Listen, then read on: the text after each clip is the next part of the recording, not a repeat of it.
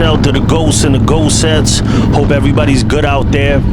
Today we're going to talk about this series that I continue to do that I really like. It's my journey. I call it the life of a one percenter. Shout to the homie Big Kaz. You know, he coined that phrase, and we running with that. That's the big homie. Shout to him. And today I want to talk about my personal journey. What was Nomad Life like? What was it like for me, my personal journey? And what kind of things did I see on that journey? And I just want to give this disclaimer.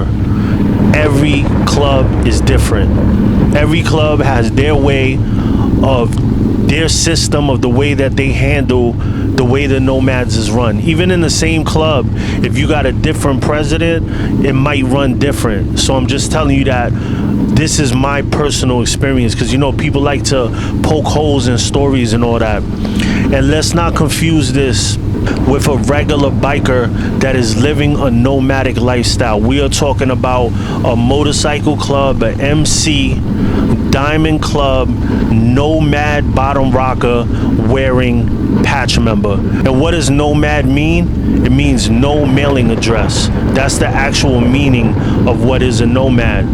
And I loved having that bottom rocker. I feel like it defined me so much, because I never look at myself as a local person. I've always had a broader scope mentality. Like, you know, I'm from the Bronx, I'm from New York, and I love New York. A New York bottom rocker is always, you know, I'll always respect where I'm from. But if I'm living in Connecticut, I'm wearing a Connecticut bottom rocker. I'm not from Connecticut. I did 34 years in New York.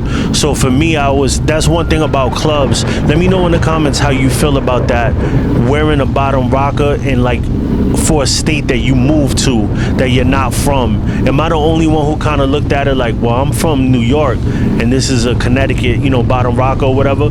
But the Nomad bottom rocker I felt fit me, and it's one of my greatest accomplishments in MC culture. And you know, everybody has their own thing, their own journey, what they love. I want to say being fully patched was one. That's always the kicker, you know what I mean? Actually belonging. Number two was the diamond. As you know, I love the diamond, and I was obsessed with it, and I accomplished that, and that was something that I had to accomplish. And then it was right with that, getting my Nomad bottom rocker. And you know, shout to my big brother Chief. When he gave me my Nomad bottom rocker, I had to stitch it on myself. That was like a rule that he had.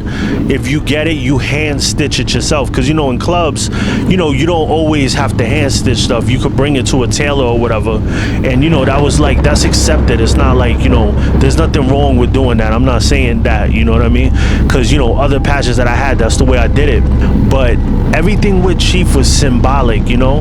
He had his ways of, like, everything had to be a certain way, and it was like strong spiritual connection with that brother. He was the reason why I went from a state charter to a nomad, is because the knowledge that he was dropping on me and the kind of lifestyle that I wanted to live, he showed me. But this nomad lifestyle is not for everybody. It depends on who your president is. It depends on how you live your life. It depends on work. You know, I had issues with work. Sometimes you get busy with work, they don't understand. Chiefo was understood. But when they don't understand, it makes your life harder. But one thing about the nomads, if you get a phone call, it is time to go. They don't want to hear it. They don't want to hear it. And listen, it's not for BS.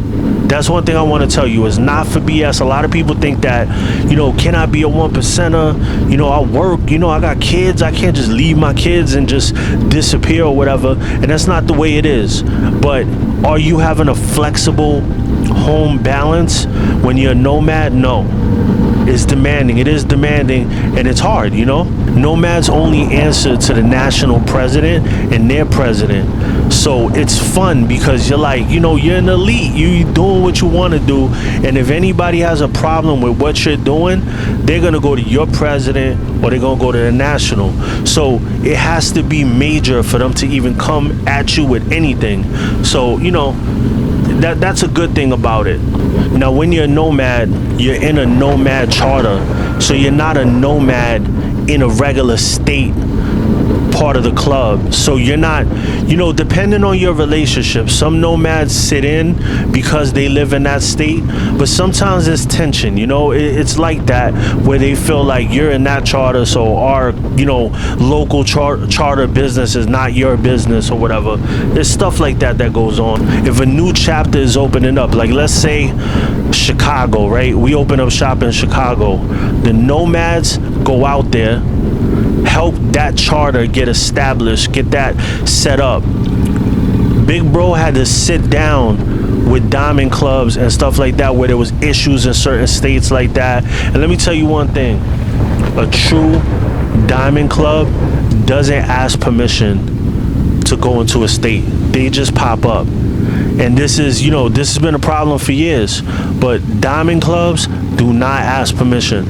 And I'm not gonna lie to you, there are diamond clubs out here asking for permission. They're not supposed to, but they are. Also, sometimes if there's inner turmoil, like sometimes chapters are ready to fold up.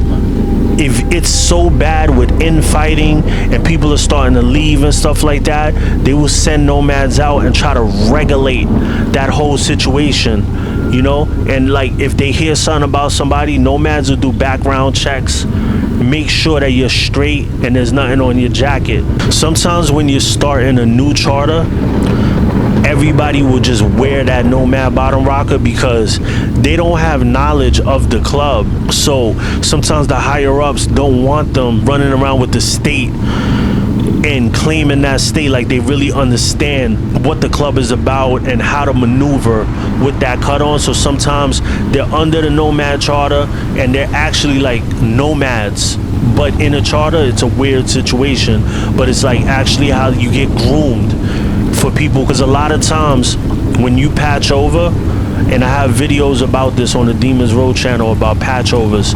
A lot of times when you patch over, sometimes you can have a club patch over and it's 30, 40 people.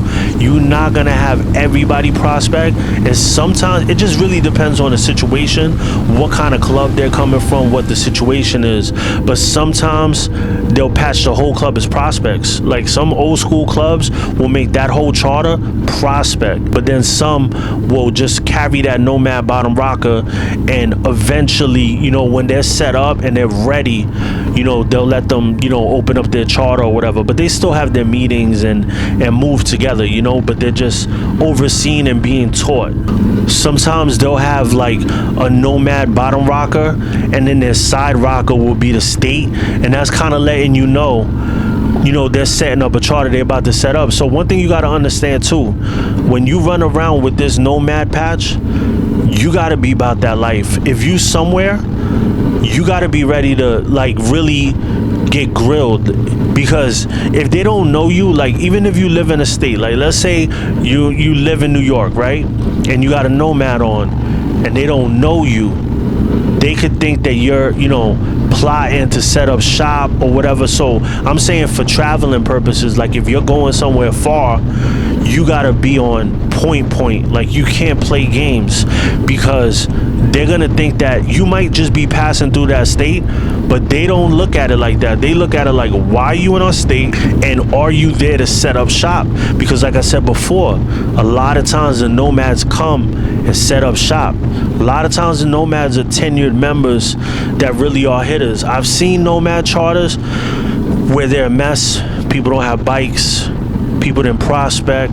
I've seen a lot of messes, but nomads are the builders and the destroyers, basically. Like they'll come, they'll set up your charter and everything, get you right, but if the national press gives you that phone call, they'll come and shut you down, and it's hard to talk about certain things without going too deep in the club business. That's why I speak from a broader spectrum, but wearing that Nomad bottom rocker, it's a different kind of life. Like it's not for everybody, and eventually I got out of it. It's like it depends on what's going on in your life, where you're at in your life, and I just want to give this advice, being a nomad myself. Like if you're ever on the fence about it, like you get asked, like let's say you got brothers that you're close with, the nomad's always gonna want solid bros with them. So if you got brothers you close with and they telling you like, yo, you should come with us, like it is rough. So don't get into it and not know what you're getting into, because it is rough. It's not easy, and a lot of people get chewed up and spit out. You know, I've seen people's bikes get taken. I've seen some crazy stuff for people like not knowing what they're getting into. So you just got to be careful on that aspect of it. So let me know in the comments if we got any nomads in the building, like actual nomads. Let me know if we got nomads in the building. Hit me with a pound, whatever your position is, if you hold one, or if you're just a patch member, or if you're just a regular lone wolf. I love all my ghost sets, everybody that rocks with me.